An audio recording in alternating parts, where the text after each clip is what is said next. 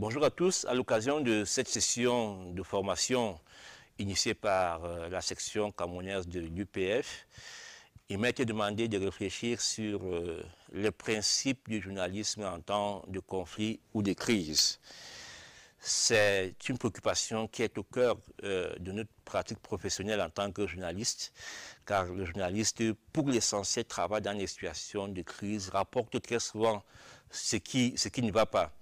Et cette thématique, j'imagine, a été inspirée par l'actualité qui est la nôtre depuis un peu plus d'un an aujourd'hui, avec cette crise sanitaire du Covid qui a mis le monde carrément en coupe réglée. Et en général, très souvent on dit, en empruntant à la guerre, qu'en temps de guerre ou en temps de crise, la première victime, c'est la vérité.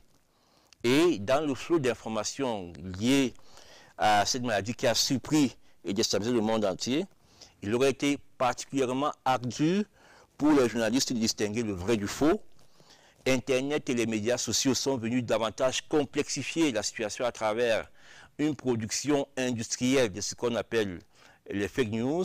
Et si on y ajoute toutes les théories développées par les complotistes, la complexification s'est davantage consolidée chez les journalistes qui étaient appelés à connaître et à rendre compte de cette information, de cette actualité, de cette préoccupation sanitaire mondiale. Parmi les besoins de première nécessité face à la propagation mondiale de la maladie, figure en bonne place l'accès à l'information. Tous ceux qui ont entendu parler, tous ceux qui ont été impactés, tous ceux qui ont eu des inquiétudes, des soucis, avaient pour unique préoccupation première d'avoir la bonne information. C'est quoi cette maladie? Quels sont ses effets? Comment la contracte-t-on? Quel est son impact économique? Quel est son impact social? C'était tout ce flot d'informations-là qui intéressait en premier les populations, d'ici et d'ailleurs, et il appartenait donc aux journalistes, et il leur appartient toujours plus la crise est en cours, de rassurer, de donner la bonne information afin que les uns et les autres puissent se déterminer en connaissance de cause et avoir une meilleure appréhension de la réalité qui est celle de ce monde qui est carrément déstabilisé et perturbé dans son fonctionnement ici comme ailleurs.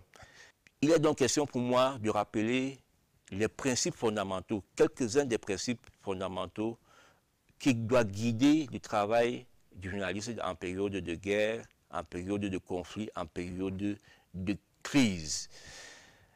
Et cette crise est comparable à une guerre, parce qu'on a vu dans certains pays des gouvernants tenir des conseils de guerre, des conseils de défense, pour parler d'une crise sanitaire.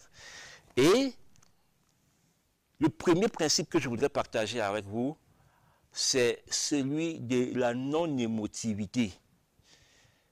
En situation de crise comme celle-ci, qui touche aux émotions, qui crée la panique, le journaliste qui est appelé à rendre compte doit faire l'effort de ne pas céder lui-même en tant qu'humain à cette panique générale pour pouvoir garder la lucidité qui lui est nécessaire pour comprendre et transmettre l'information exacte, vérifiée et recoupée à bonne source. Donc, première chose, ne pas céder à la panique, ne pas céder à l'émotion.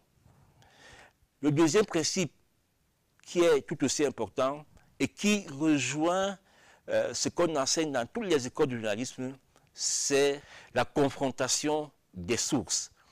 Parce que c'est une crise et ceux qui sont appelés à gérer la crise ont intérêt à communiquer d'une certaine manière, à rassurer peut-être de manière très poussée, alors que la situation demande qu'on soit plus mesuré, qu'on soit plus conséquent. Mais il se trouve que le journaliste qui est appelé à connaître de cette crise doit garder à l'esprit que toutes les parties prenantes ont intérêt à ce que la perception qu'ils ont, la vision qu'ils ont, l'objectif qu'ils recherchent prime en matière d'information. C'est pour cela qu'il est impératif, en situation de crise, non seulement d'écouter ce que les officiers disent, mais en même temps de solliciter l'avis de toutes les parties prenantes. Et en la matière, il y a les malades, il y a les proches des malades, il y a les praticiens de la santé, il y a les sociologues pour comprendre l'impact de cette maladie dans la société, il y a les milieux d'affaires, il y a les économistes, il y a tous ces faisceaux de corps sociaux qui sont impactés d'une manière ou d'une autre par cette crise qui doit intéresser le journaliste, car il doit apporter, au-delà de la réponse sanitaire, d'autres réponses pour la bonne information et partant la bonne appropriation des enjeux du phénomène en ce moment. Le troisième principe que je voudrais indiquer, c'est un principe de non-embrigadement. Il se trouve que sous nos latitudes, la question du Covid, la question de la gestion du Covid est une question éminemment sensible à travers les enjeux, non seulement sanitaires, mais parfois des enjeux politiques et financiers qu'elle charrie, que cette question-là fait l'objet de la part très souvent des gouvernants d'une appropriation qui n'est pas toujours de nature à apporter la vérité et la connaissance autour de toutes les décisions qui sont prises dans le cadre de la lutte contre ce phénomène. On observe que très souvent, les journalistes sont embarqués, et je peux faire à ce niveau-ci une petite halte sur la CRTV qui est mon employeur. Depuis pratiquement un an aujourd'hui, il y a un point Covid dans les principaux journaux du soir. Et ce point Covid, il est produit à partir d'où?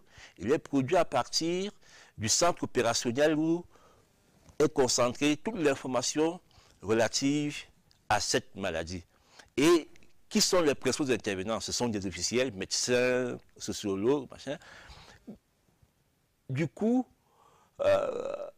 malgré elle peut-être, la CRTV se fait la voix des gouvernants dans la gestion de cette crise.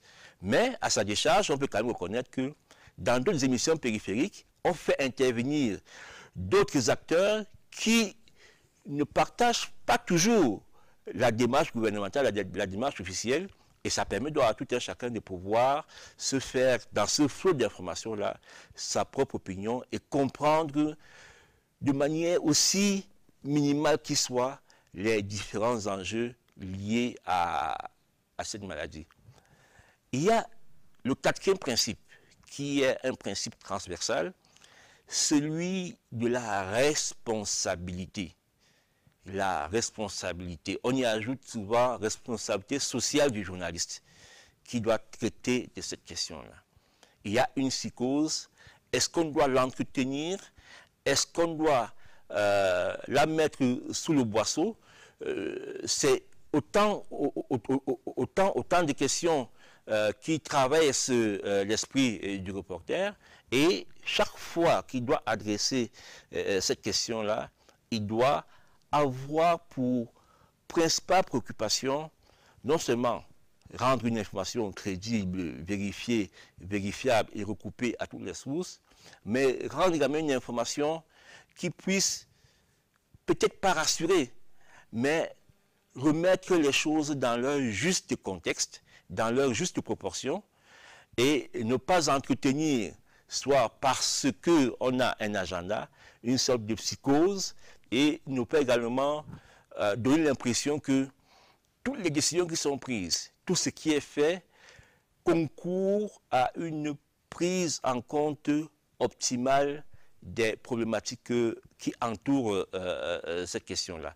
C'est un jeu d'équilibre assez difficile à tenir, mais dont on ne peut faire l'économie si on veut être dans une posture responsable et ne pas créer une crise supplémentaire sur le dos d'une crise qui existe déjà. Donc c'est l'un des points les plus importants, l'un des principes cardinaux qui devrait guider l'action du reporter qui traite des questions de Covid par ces temps troublés, c'est fondamental. Et pour terminer, il y a un dernier principe qui est le principe de l'équilibre. Le journaliste peut-il continuer à tremper la plume dans la plaie en temps de crise? Comment trouver le bon équilibre entre information d'urgence, information de service public, information constructive et enquête sans concession sur les réponses apportées par le gouvernement et l'administration concernée? Cette mission du journaliste vaut tout le temps, mais elle est encore plus nécessaire et plus délicate à mettre en œuvre en temps de crise. La pandémie crée une menace sur la santé de chacun d'entre nous, mais aussi sur nos ressources et sur notre capacité à vivre ensemble harmonieusement.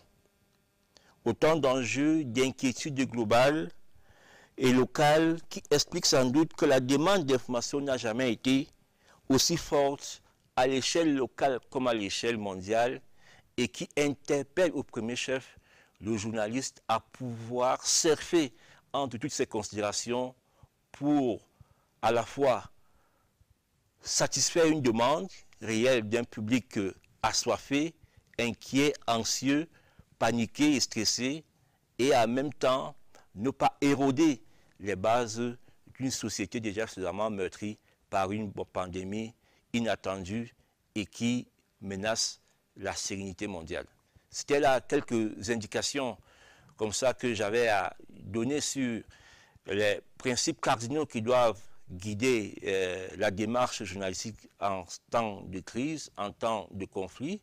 Et on est là dans un exemple patent d'un conflit de nature mondiale, d'une crise de nature mondiale, et qui met le journaliste au cœur de cette problématique-là, car c'est lui qui sert de médiateur, de relais entre les gouvernants qui sont en première ligne de la gestion de cette crise et les populations qui attendent de manière anxieuse que des réponses et des solutions soient apportées à leurs préoccupations sanitaires, car le Covid est une maladie qui est totalement inattendue et qui est venue perturber le fonctionnement de l'humanité comme cela n'a jamais été vu par le passé dans l'histoire de l'humanité. Je vous remercie.